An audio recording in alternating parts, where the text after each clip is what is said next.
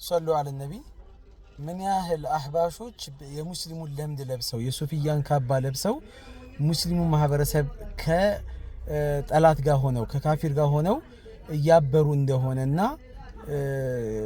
ለማፈራረስ እየሞከሩ እስላምን ለመናድ እየሞከሩ እንደሆነ ለማሳያ ያህል ይሄን ቪዲዮ ተጋበዙ። የኔን አላህ አይደለም ሊወክል ይቀርና አንተ ራሱ አለመጠየቅ ህዝ ላይ ሊይዝህ ፈልጋለሁ። ይሮጣል ሲል ወዴት ይሮጣ አጥለውም እንዴ? ወዴት ነው የሚሮጣው ነበር መልስ የሚያስፈልገው። እኛ ጋር የሚሮጥ የሚወርድ የሚሰቀል አካል ያለው አምላክ የለንም። አላህ ይሮጣን ምናምን ስትል ነበር። ወዴት ነው የሚሮጠው? እሱ ነገር ግልጽ ብታደርግልኝ ደስ ይለኛል። ያው እኔም እየተማርኩ ስለሆነ ማለት ነው። እሺ ላስረዳህ እያልኩት ላስተምርህ ልመልስልህ እያልኩት አይ አልፈልግም ይሮጣል አሮጥም ብለን ብቻ ነገር ብለው ሄዳለች። መርሃባ እንግዲህ ቪዲዮ ላይ እንዳያችሁት እፎይ ቤት ውስጥ ነው ገብተው እኛ የኛን አላህ አይወክልም እንዲህ አይነት ነገሮች እያወሩ አላህ ይሮጣል አላህ እንዲህ ይሆናል ምናም ነገር የሚል እንግዲህ ይሄ ጥያቄ የተነሳው ሁሱ ከእፎይ ጋር ከኔ ሌላ ማንም የለም ጀግና ነኝ ሲል የነበረ አካል ሁሱ ጋር ቀጠሮ ኖሯቸው ፕሮግራም ሲያደርጉ ውይይት ዲቤት ሲያደርጉ ሲያነሳ የነበራቸው ነጥቦች በአጠቃላይ እጅ እግር አይን አፍንጫ እንደዚህ ምናምን የመሳሰለ ነገር ነው። ይሄ ጥያቄ ማን ነው ከተባለ የአህባሾች ጥያቄ ነው። አህባሾች የሚያነሱት ነገር ነው። ሁሉ ጊዜ አህባሾች የሚያነሷቸው ነጥቦች አሉ። ምንድነው?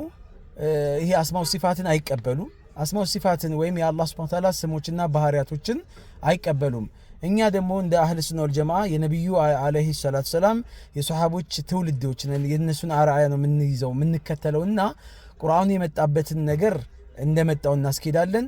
ሐዲስ የመጣበትንም እንደመጣው እናስኬዳለን። እሱን ነው የምንቀበለው። እፎ ይሄን ጥያቄ አነሳ ሊመልስለት ሲፈልግ ፈቃደኛ አልሆነም። መልሷን ብቻ ነው የምፈልገው አለ።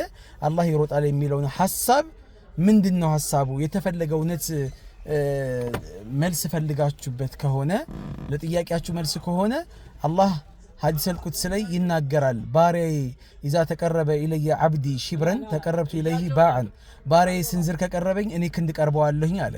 ክንድ ከቀረበኝ ደግሞ እኔ በእቅፍ ቀርበዋለሁ፣ እቅፍ ከቀረበኝ እኔ በፍጥነት ወይም በሩጫ እቀርበዋለሁኝ አለ።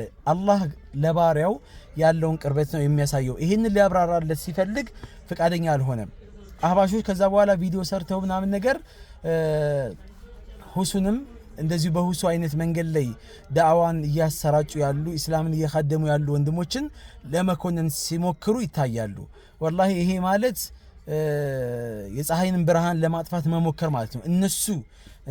እነዚህ በዚህ በንጽጽር ዘርፍ ላይ ያሉ ወንድሞቻችን እስላምን የሚካድሙት ያህል የጎዳና ዳዕዋ ላይ ያሉ ወንድሞቻችን እስላምን የሚካድሙትን ያህል 1% እንኳን እናንተ መስራት ብትችሉ የት በደረሳችሁ።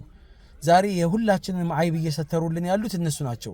ባለፈው በነበረው ውይይት አንገታችንን ቀና እንድናደርግን ያደረጉን ኢምራን ሳይኖር በመፈራቱ ብቻ በዚህ እስላምን በመያዙ ተውሂድን በመያዙ ብቻ በመፈራቱ ብቻ ይሄ ትልቅ ነው ለኛ አልহামዱሊላህ።